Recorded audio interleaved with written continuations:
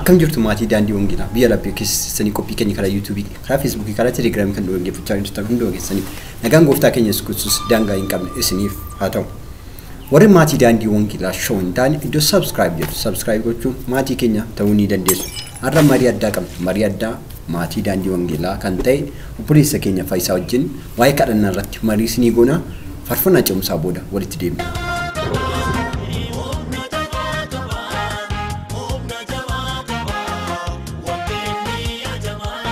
Faarfannaa ce'umsaa booda walitti deebinee dhufneerra. Faayisaa bagana gaan dhufte. Bagana gaan dhufte. Kadhannaa irratti marii addaa goona. Kaayyoon daandii wangeelaa tokko keessaa mariidhaan wangeela wal hubachiisuudha. Akka daandii wangeelaa yookiin akka karaa wangeelaatti kadhannaa jechuun maal jechuudha? Hiikaan wangeelli yookiin baay'ee lafa kaa'u kadhannaa jechuun maal jechuudha? Kadhannaa jechuun gabaabumatti yoon ibsuu yaale kadhannaa jechuun waaqayyo wajjiniin haasa'uu, waaqayyo wajjiniin dudubbachuu, waaqayyo wajjiniin walitti dhufeenya qaban cimsachuu, akkasumallee dhimma ofii kan ittiin gara waaqayyootti dhiyaatanii gara waaqayyootti siqan sagalee waaqayyo akkas jedha. Ba'aan keessan kan isinitti ulfaate gara koo koottaan immoo isinirraa fuudhee lafan ka'a boqonnaa isiniifan kennallee akkuma jedhu kana gabaabumatti yoon ibsuu yaale daandii. Kanaafuu kadhannaa jechuun namoonni adda addaa hiika adda addaa kennu kadhannaadhaaf. Namoonni bebbeekamoo yookiin namoonni tokko tokko kadhannaa fi akkamii kennu yoo jennee ilaalle odeeffannoo jedhu odeeffannoo waaqayyoof keessuu jedhanii lafa kaa'u. Kadhannaan odeeffannoo ta'e hin beeknu waaqayyo waa'ee keenya hin beeku akka hin beeknetti odeeffannoo jedhanii lafa kaa'u. Kun immoo Maatiyuus keessatti waaqayyo waan nun kadhachuu utuu hin kadhatin iyyuu waan nun kadhachuuf jennu iyyuu beeka ture. Kanaafuu odeeffannoo jedhu dogoggora jedhee lafa kaa'anii lammaffaa irratti namoonni tokko kadhannaa jechuun irra deddeebiidhaan yoo kadhatameera kadhannaa kan jedhamu jedhu. Kanaaf akka hiika lafa keessee fi hiika namoonni tokko tokko lafa kaa'anii tokko waan hin taaneef kadhannaa jechuun isatti lafa keesse waaqayyo wajjin dubbachuu waaqayyo wajjin wal arguu haasa'uu walitti dhufeenya nuyi waaqayyo wajjin qabnu kan ittiin jabee cimsinu yookiin jabeeffannu kadhannaadha jennee lafa kaa'uu dandeenya jechuudha. Gaaffiin kun lammaffaa erga kadhannaa jechuu akkas jennee lafa keenya akkamittiin kadhanna? Kadhannaa kana akkamittiin kadhanna? Namoonni tokko tokko kadhannaa kadhachuudhaaf of agarsiisu bakkeetti ba'anii of agarsiisu carqii baattatanii lafa irratti kadhatu yookiin saayitii tokko tokko saayitii lama eeggatanii of agarsiisaa kadhatu. Akka kiristaanaa yookiin akka daandii wangeelaatti kadhannaa akkamittiin kadhachuu qabna? Kadhannaan akkaataa nuti itti kadhannu keessumaa yeroo hammaa yoo ilaalle baay'ee wangeela irraatii adda kan ta'edha. Kadhannaan kan ittiin akkamitti akka kadhannu yoo hubachuudhaa fi daawwattoota keenyaaf illee ibsuu yaalle jalqaba irratti yaada qullaadhaan waaqayyoon kadhanna. Yaada qullaadhaan sagalee waaqayyoo keessaatii ergaa Phaawulosii warra Xiimotewositti barreesse isa duraa boqonnaa 2 lakkoofsa 8 irratti lafa kadhataa fi godhatanitti immoodha. Warri dhiiraas yaada dheekkamsaa fi qoccollootu hin ta'inidha. Yaada qullaadhaanidha. Harka isaanii ol kaasanii haa kadhatanii jedheetu dubbata sagalee waaqayyoo. Kanaaf yaada qulqullaa yaada qoccolloo hin qabne kan garaatti hidhata wayii hidhatanii kan madirakii irratti yookiin ba'anii kadhatan osoo hin ta'in garaa qulqulluudhaan kan waaqayyoo wajjin dubbatanii jechuudha. Kan biraatti aanee lammaffaa irratti kadhannaa akkamitti kadhanna isa jedhuu fi hafuuraan geggeeffamnee kadhanna. Hafuuraan geggeeffamnee kadhanna. Ergaa Phaawulosii warra Efesoon boqonnaa 6 lakkoofsa 13 irratti kadhataa fi himata keessan keessatti yeroo hundumaa hafuuraan geggeeffamaati kadhadhaa jedhee dubbata. Itti fufee akkasumallee sadaffaa irratti of kennuudhaan kadhanna. Of kennuudhaan. Hojii ergamootaa boqonnaa 1 lakkoofsa 10 irratti bartoonnii fi Maariyaam fa'aa yeroo walitti qabamanii jiranitti of kennanii hin kadhatu turanii jedheetu dubbata. Of kennuu yeroo jettu maali? Akkamittiin of kennu? Of kennuu jechuun fakkeenyaaf namni tokko teessoorra yeroo taa'u jireenya isaa kana eenyummaa isaa kana foon isaa kana irraanfateema teessoo sanarra taa'a. Akkuma kana waan teessoo waan barii muka kanarratti of gatu kadhannaa irratti waaqayyo immoo guddaadha waan ta'eef isuma irratti of dhiisee yaadaan asiif achi ta'uu dhiisee waaqayyotti of kennee kadhachuu jechuudha. Waaqayyo guddaa isaa eebbisee kan biraa arfaffaan immoo amantiidhaan kadhanna. Amantiidhaan kadhanna wangeela Maariqoos boqonnaa 11 lakkoofsa 24 irratti sagalee waaqayyo akka jedha. Kanaaf jedha kadhataaf akka fudhatanittidha. Waan kadhattan amanuudhaanidha. amanuudhaan akka argattanitti akka waan argattanitti amanuudhaan jedha. Maariqoos 11:24 daawwattoonni keenya dubbisuu danda'u sababa yeroo. Iskiriinii irratti isin keenyaaf yoo dandeenye. Kan biraa shanaffaan icciitiidhaan kadhanna. Icciitiin kadhanna. Maatiyos boqonnaa 6 lakkoofsa 5 irratti Yesuus akkas jedha. Akka warra of agarsiisaniitti hin ta'inaadha. Kanaafuu kadhannaan of agarsiisuu miti jechuudha. Of agarsiisuu akka warra gabaa keessatti wayyaa isaanii akka nama waaqaa wayiitti ergamaa wayiitti fakkeessuudha. Maqaan saayitiin ga'e jechuun hojii dhiisaniifaa lafa buufsan. Nama addaa wayii fakkeessanii nama keessaa bakka nama addaa nama baay'ee waaqayyotti dhiyaate godhanii nama hafuura wayii bakka guddaa godhanii karaa irratti illee yoo deemanii of bokoksuudhaan of dhiibuudhaan. Inni kun beektaa hafuura fariisichaati. Hafuura baala hafuura waaqolii tolfamooti. Kan biraan inni taanu jaaffaan maqaa waaqayyooti kan nuti kadhannu. Maqaa waaqayyootiin kadhannu. Maqaan nuti ittiin waamnee ittiin oollu tokkollee biyya lafaa kana gubbaan jiru. Maqaa waaqayyoo duwwaa waamnu. Sagalee waaqayyoo. Asirratti kan kadhannu ergamaanis keessan gadu ammalaaji inni jedhamus keessan gadu maqaa waaqayyoodhaan yoo kadhanne kadhannaan keenya dhagahamaa jechuudha. Yohaannis boqonnaa 14 lakkoofsa 13 irraa haa dubbifatanii daawwattoonni keenya. Akkasuma illee torbaffaa irratti immoo amma jechoota irra deddeebi'uu hin barbaachisu. Hin barbaachisu. Maatiyos boqonnaa 6 lakkoofsa 7 irraati dubbifachuu danda'u. Yeroo kadhattanii dubbii waa hin baafne keessan deddeebiinaa jedha. Warra akkasii yoo jiraatanii jedha hojii isaanii argachuudhaaf jiru jedheetu dubbata. Gabaabumatti egaa akkaataan akkamitti kadhanna isa jedhuu fi kana fakkaata daandii. Guddaa waaqayyo si eebbisu faayisaan waan guddaa si ibseera. Akkaataa itti kadhannu tokko lafa ni kaa'eera. Inni akkamittiin kadhannu jedhu yoo fiizikaali yookiin haala isaa ilaallee kadhannaa dhaabbannee kadhachuu ni dandeenya. Dhaabbannee kadhannaa dhaabbachuudhaan kadhachuu ni dandeenya. Maarqos boqonnaa 11 lakkoofsa 25 gubbaa nu kaa'ee jira. Jilbeeffannee kadhachuu ni dandeenya. Luqaas boqonnaa 22:41 akkasumas Efesoon boqonnaa 3 lakkoofsa 14 gubbaatti ni arganna. Akkasumas illee iddoo mateenyaa jiru kana utuu mateenyullee waaqayyoon kadhachuu dandeenya. Hojjennutti illee yeroo karaa deemnu illee Nehemiyaa boqonnaa 1 lakkoofsa 4 guddaatti argachuu dandeenya. Utuu deemnuu hin kadhanna. Kadhachuu dandeenya. Mootota lammaffaa boqonnaa 4 lakkoofsa 35 gubbaatti argachuu dandeenya. Harka keenya gara waaqayyoo tolkaannee kadhachuu dandeenya. Xiimotewos lammaffaa boqonnaa 2 lakkoofsa 8 gubbaarraa argachuu dandeenya. Erga akkasitti akkamittiin erga kadhanne erga kana ibsine yoom kadhanna? Kadhannaan yeroo kadhannu murtaa'ee jira. Namni tokko murteessanii ma jiru beekan yookiin sanbata kadhatu yookiin immoo guyyaa fayyinaa kan jedhamu churchii keessa jira. Gaafichuma kadhatu. Namni tokko churchii keessatti kadhatan taanaan kadhannaa akka kadhannaa ittiin lakkaan. Namni tokko immoo guyyattii kana lamaan eeggatanii kadhatu. Yoom kadhanna kadhannaa? Kadhannaa akkamitti kadhannu baay'ee yeroo ammaa kan mul'atu turbeema sagantaan jiru irratti waan kadhatamu fakkaata. Miti garuu kadhannaan yeroo hundumaati. Yeroodha. Yeroo miti. Yeroo hundumaati kan nuti kadhannu. Yeroodha. Yeroo miti utuu hin jedhini yeroo hundumaa dammaqneetu kan nuti kadhannu gabaabumatti. Kanaafuu yeroo misirrichi dhufuun beekamu waan ta'eef yeroo hundayyuu wangeela keenya teenye dubbisuudhaan waaqayyoon kadhachuun sagalee waaqayyoos akkas jedha. Yeroon fayyinaa yoomi jedha amma jedha waan ta'eef kan nuti kadhannee argachuu dandeenyu kan nuti barbaannee fudhachuu dandeenyu daawwattoota keenyaa fi asirratti ibsuu kan barbaannu kan nuti fayyuu dandeenyu kan nuti jijjiiramuu barbaannu arginu gaafa gooftaan keenya dhufu balbala gaafa rukutanii ani isin hin beeku ittiin jedhe. Misirrichi gaafa dhufu. Maaliif qophiin kan nuti goonu har'a jechuudha. Ammuma goonaa jechuudha. Kanaa jechuudha. Ishi kadhannaa erga gate eessatti kadhanna kadhannaa? Kadhannaan iddoo murtaa'e gooftaan keenya Yesuus Kiristoos yeroo biyya lafaa jiru kana keessatti iddoo adda addaatti kadhachaa ture. Kadhannaa eessatti kadhachuu dandeenya? Moo kadhannaadhaaf iddoon kadhatamu iddoo tokkotti murtaa'ee jira? Waldaa kiristaanaa duwwaatu. Moo kadhannaan eessatti kadhatamuu danda'a? Iddootti eessatti kadhanna isa jedhuufi iddoon murtaa'e hin jiru. Iddoon murtaa'e hin jiru eebbifame. Maaliif mana qulqullummaatti waldaa kiristaanaatti kadhachuu dandeenya. Kan biraan mana keenyatti kadhachuu dandeenya.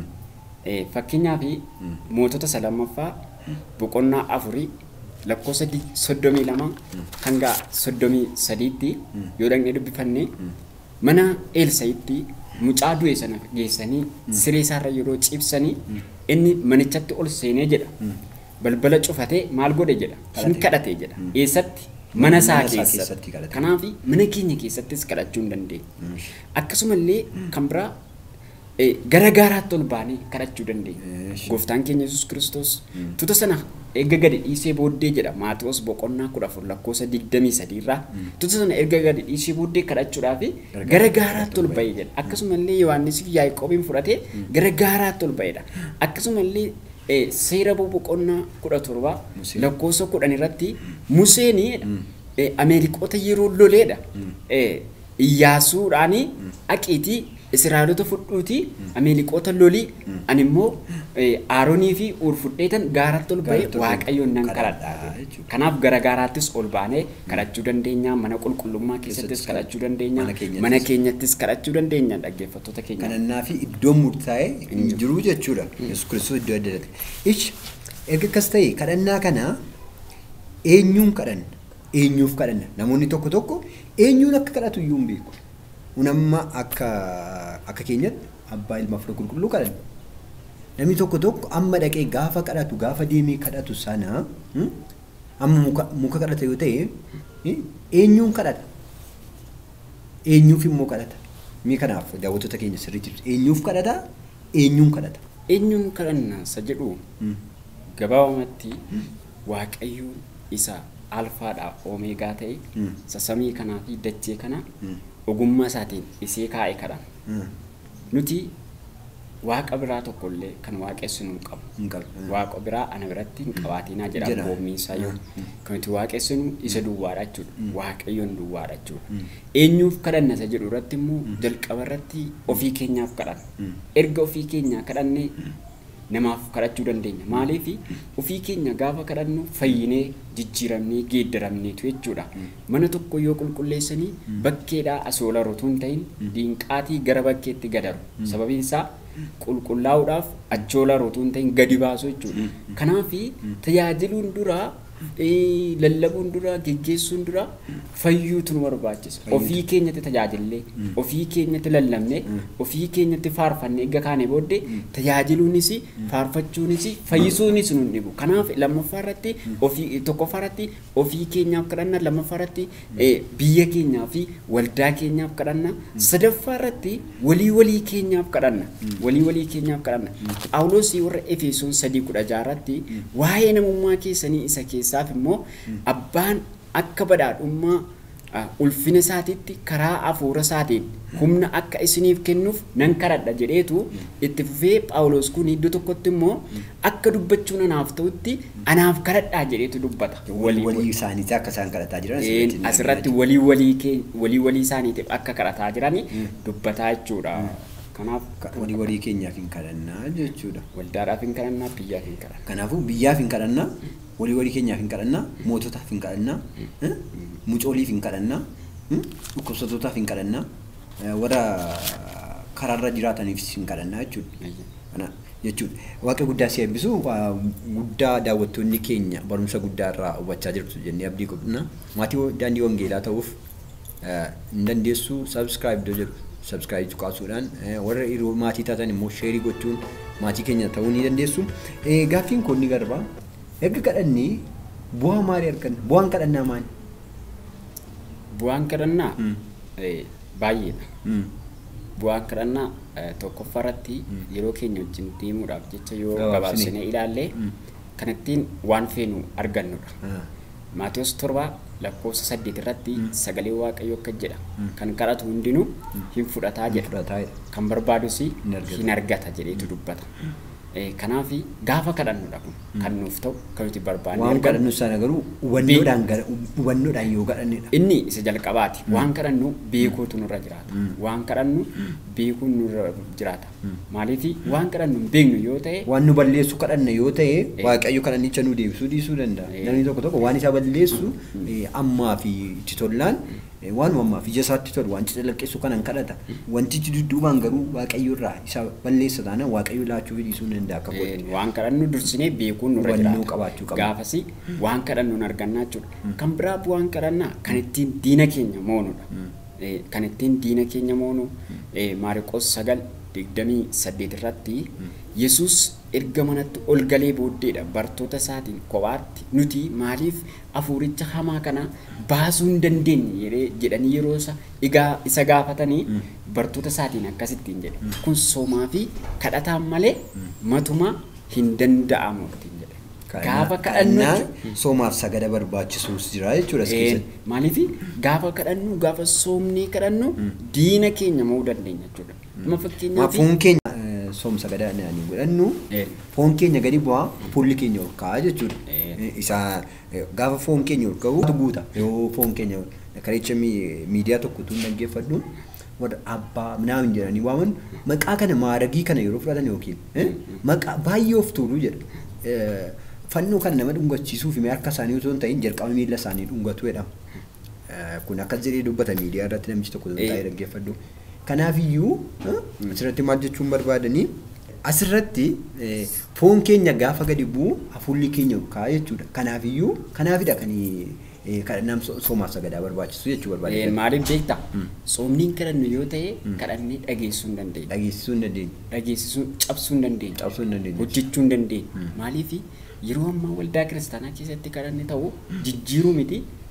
Nama isa kadhan nisruun jijjiiranne maaliif yeroo tokko baay'ee isaa yeroo laaltu amma fakkeenyaaf seexanni yoo hiite mataa qabanii gangashuu as qabanii itti qabu maaliif kun sababiin isaa maaliif beektaati isa seexana irraa baasaniirayyuu sammuu micciiranii asiif achi qabanii sukkumantu dadhabbii guddaadha. Amma mootooftaan tokko dhufteetti seexanii yisiisuu barbaadu namni tokko laphee jala qabu akkasaa si'atu qabu. Inni dhukkubdi waan ta'eef iddoon kuni inni iyyitana. Giddi makee iyyita.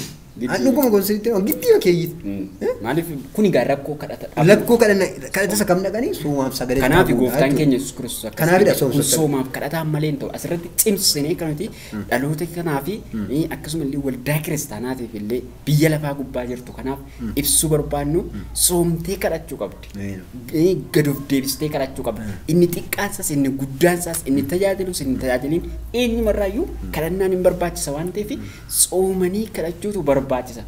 Fakkeenyaaf muudannoo tokko jira beektaa mucaa tokkotu baay'ee tajaajila ture baay'ee tajaajila deeme tajaajila gaafa deemu rakkoonsaa bakka dibata qaba namni gaafa dibamu bakka waanuma kadhate wayii kadhanni isaan barbaachifne wayii streamii godhanii of yaadus kadhanni waan isaan barbaachifne si'achi waan kadhannaan isa hin barbaachifne wayii akkasitti fudhatu namoota tokko kun yaada dogoggoraati gaafa dibamu seexanni ni iyyite gaafa seexanni hiitu bahuu didde gaafa bahuu diddu maal jedha beektaa maqaa gooftaa Yesuus bayutuma jedhu dhumarratti gaafa dadhabu fudee yaadate kootti fayyadu.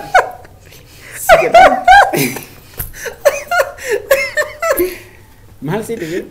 Bayi kan nama dia betul. Afura kisah bayi. Itu soalnya soalnya dia fonsa gadi buih tu ramai. Fonsa tu lek je tu dah. Paulus je dah. Afura anjal kabdani. Fonin tu muruf jertu saja. Isa tu walda kira sakit ala tarai tu. Malif kan tahu. Kada tak dapu dah. Wanti beranjuk. Somu dah dapu. Of tulumma. Of tulumma. Of tulumma. Kada tu bertutanu kerja dek kakak nafu goftan Kenya Yesus Kristus. Kun somaf sagadam mali. Matuman dan dapu. Cuda. Buang saya kana cuda.